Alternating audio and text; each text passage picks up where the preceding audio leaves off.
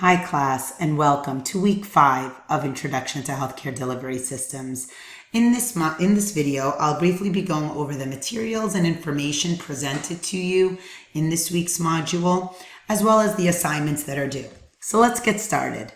So here we have the learning objectives for the week listed, and below that are the assignments that are due. So this week you have your health paper due. Remember, this is on a national or global health topic. You already submitted your topics back in the first week of this course. Then you submitted an outline, and now it's time for your final paper. I did want to briefly go over the format that I expect your paper to follow. So you keep it in mind while you're writing up your paper. So let me jump to the sample really quick here. So there are a few components I want you to keep in mind to make sure you include in your paper. One is a title page. So this is where you will be putting the title of your paper, as well as your name, the university name, the name of the course.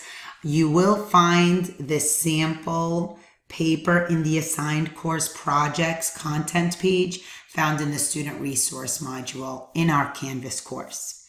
So we have the title page, table of contents, and then your actual written portion of your paper that's between 4 to 6 pages. Make sure to include a thesis statement that's usually included towards the end of your introduction section. And in-text citations are a must. Very important, and they should be following an APA format. Make sure to take the time to proofread your paper. A lot of times students will get points off due to very minor grammatical errors that were, just overlooked when they were, because they didn't review the paper. So something to keep in mind.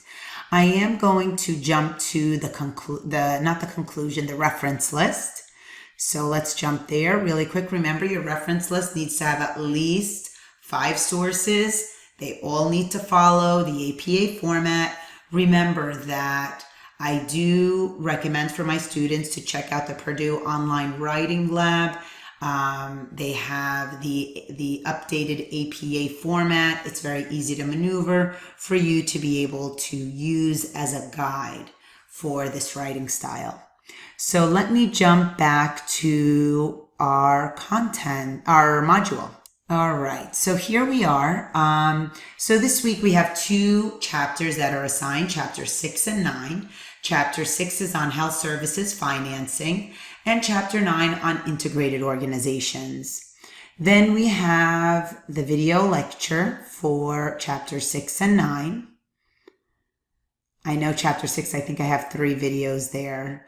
And then let me jump to the second content page for this module, which includes the PowerPoints for the assigned readings, as well as the documents with the terms and definitions found in the assigned readings, and then some information from the chapters. So since I have video lectures, remember I don't go through this section very deeply, but very quick. Chapter 6, this diagram here just shows the influence of financing on the delivery of health services.